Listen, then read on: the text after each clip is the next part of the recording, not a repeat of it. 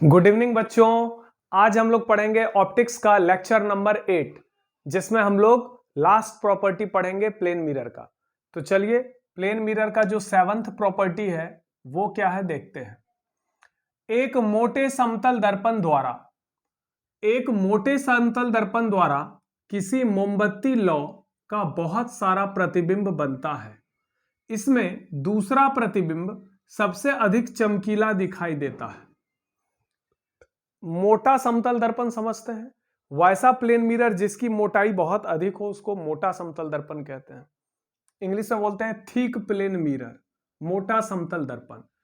मोमबत्ती लौ यानी candle flame, यहां पर मान के चलिए एक कैंडल फ्लेम है या कोई बल्ब है, यह बल्ब है या कैंडल फ्लेम है, कुछ भी हो सकता है। यह कैंडल फ्लेम या बल्ब जो है, कैंडल फ्लेम यानी मोमबत्ती का लौ हो सकता है या कोई बल्ब हो सकता है, ठीक है। इसके सामने एक मोटा समतल दर्पण रखा हुआ है। अब ध्यान से देखिए, ये जो प्लेन मिरर है इसका मोटाई इतना है। ऐसे हम लोग प्लेन मिरर को ऐसे दिखाते हैं, ये पतला प्लेन मिरर है, लेकिन ये कैसा प्लेन मिरर है? मोटा प्लेन मिरर। तो अगर मोटे प्लेन मिरर के सामने किसी ऑब्जेक्ट को रखेंगे तो इसका बहुत सारा इमेज बनता है, जबकि पतले मिरर के सामने हम किसी ऑब्जेक्ट को रखते हैं तो इसका एक ही इमेज बनता है, एक ऑब्जेक्ट का एक ही इमेज बनता है। ऐसा पतले प्लेन मिरर में होता है, लेकिन मोटे प्लेन मिरर में एक ऑब्जेक्ट का बहुत सारा इमेज बनता है। इसमें दूसरा वाला इमेज सबसे अधिक चमकीला दिखाई देता है। क्यों ऐसा होता है, इसका कारण देखते हैं। तो यहां पर देखिए, ये रहा आपका मोटा समतल दर्पण, थिक प्लेन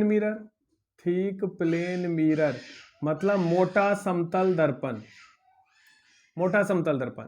इसके सामने ये एक बल्ब है, इस बल्ब से रे आ रही है। यहां पर जैसे ही रे आएगा इस सतह पर, तो यह जो सरफेस है इसमें सिल्वरिंग तो नहीं किया गया है, जबकि इस सरफेस में क्या है? सिल्वरिंग किया गया है। तो अगर लाइट किसी सिल्वर्ड सरफेस पर आएगा तो वहां से परावर्तित होकर लौट जाएगा। अगर लाइट मान लीजिए 100% आ रहा है तो यह 100% परावर्तित होगा। अगर लाइट 90% आ रहा है तो 90% परावर्तित होगा।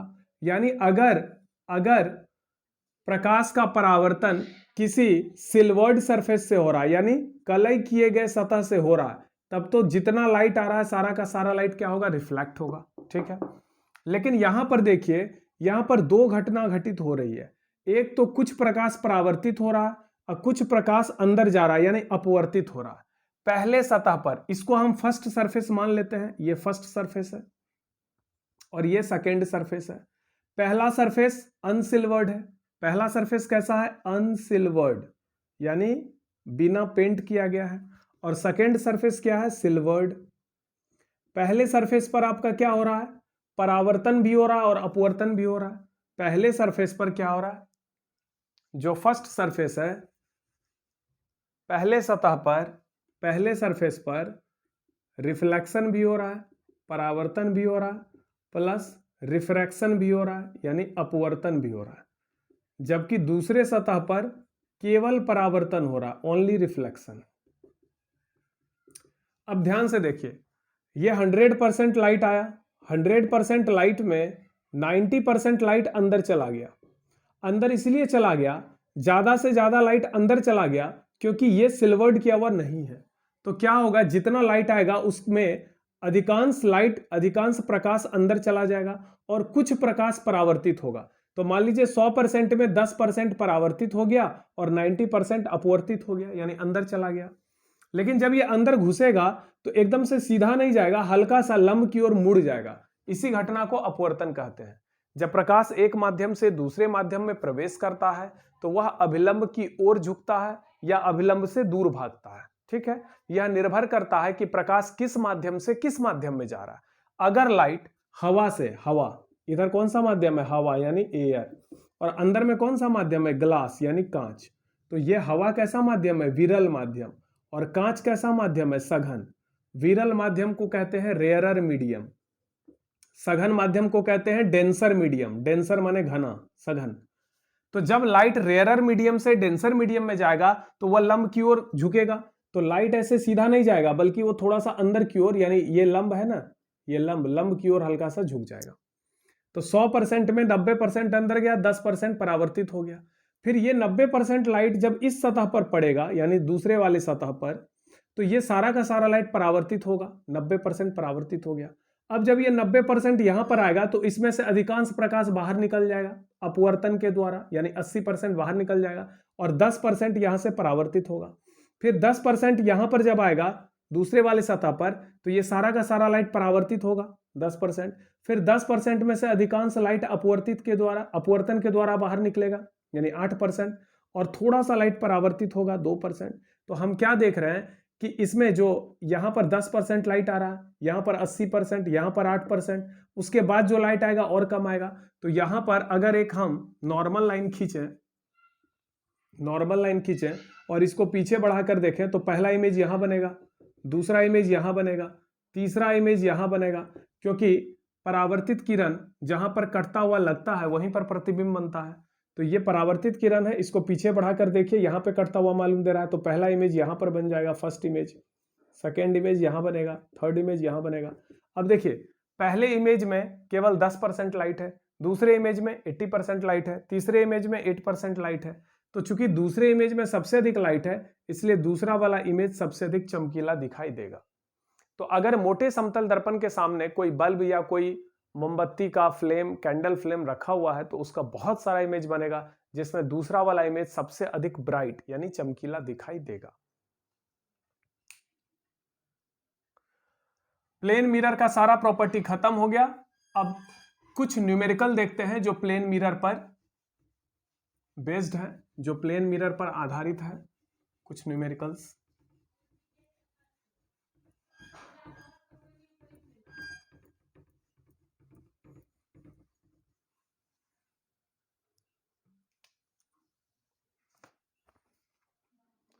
सम न्यूमेरिकल्स।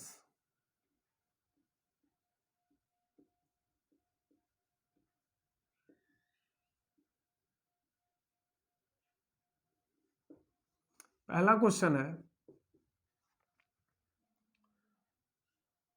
एक कनकेव मिरर है, यानी अवतल दर्पण है, और ये प्रिंसिपल एक्सिस है। ये ऑब्जेक्ट का हाइट है HO, और ये रहा इमेज का हाइट है HI। यदि HO का मान 2 सेंटीमीटर तथा HI का मान 10 सेंटीमीटर हो, तो आवर्धन का मान ज्ञात करें। आवर्धन को इंग्लिश में बोलते हैं मैग्निफिकेशन। मैग्निफिकेशन निकालना है, आवर्धन ज्ञात करें।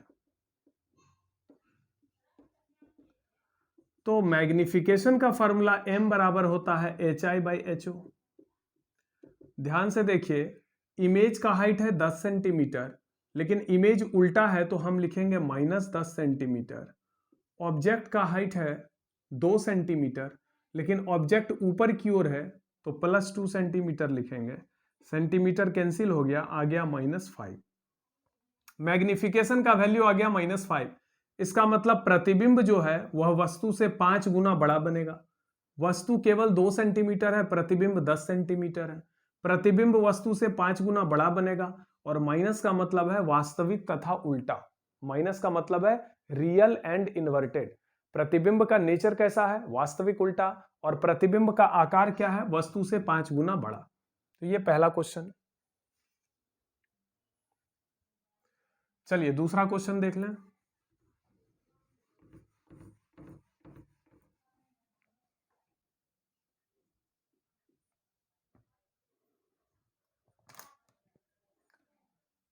एक उत्तल दर्पण है, कॉन्वेक्स मिरर, उत्तल दर्पण, ये प्रिंसिपल एक्सिस है।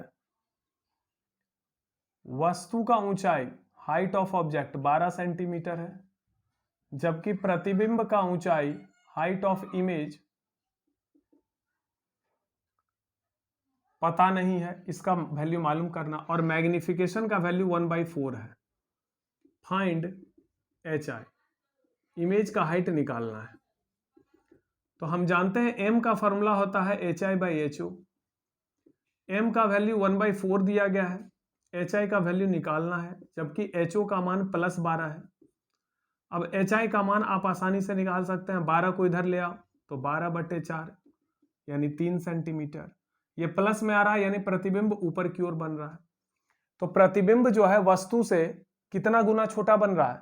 वस्तु है 12 सेंटीमीटर, प्रतिबिंब बन रहा है 3 सेंटीमीटर, यानी सीधा 4 गुना छोटा है, इसलिए मैग्निफिकेशन 1/4 दिया हुआ है।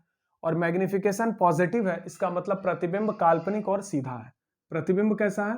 काल्पनिक सीधा, यानी वर्चुअल एंड इरेक्ट। ठीक है, चलिए नेक्स्ट क्वेश्चन देखें।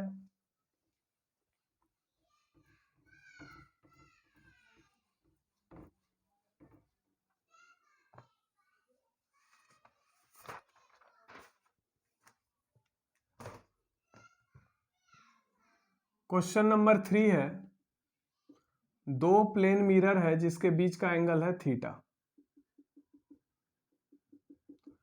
पहले मिरर पर लाइट आया, रिफ्लेक्ट हुआ, और दूसरे मिरर से फिर रिफ्लेक्ट हुआ। यह एंगल है 40 डिग्री, जबकि यह एंगल है 20 डिग्री। यह भी एंगल 20 होगा। थीटा का मान ज्ञात करना है, इसका आंसर कैसे निकालें? तो आप जानते हैं कि थीटा का मान होता है θ1 + θ2 के बराबर। थीटा क्या है? दोनों मिरर के बीच का एंगल। θ1 क्या है? पहले मिरर पर आपतन कोण और परावर्तन कोण का मान। θ2 क्या है? दूसरे मिरर पर आपतन और परावर्तन कोण का मान। चूंकि यह कोण 40 डिग्री है तो ये वाला कोण 50 होगा। अब ध्यान से देखिए, ये मिरर है, ये लंब रेखा है, तो ये पूरा कोण कितना होगा? 90, जिसमें इधर वाला कोण 40 है तो इधर वाला कोण कितना हो जाएगा? 50। 50 + 40 90। तो यह कोण अगर 50 होगा तो यह भी 50 होगा। इसका मतलब पहले दर्पण पर आपतन और परावर्तन कोण 50 डिग्री है, जबकि दूसरे दर्पण पर आपतन परावर्तन कोण 20 डिग्री है। तो थीटा का मान कितना होगा? 70 डिग्री। क्वेश्चन नंबर 3 हो गया। नेक्स्ट क्वेश्चन है क्वेश्चन नंबर 4।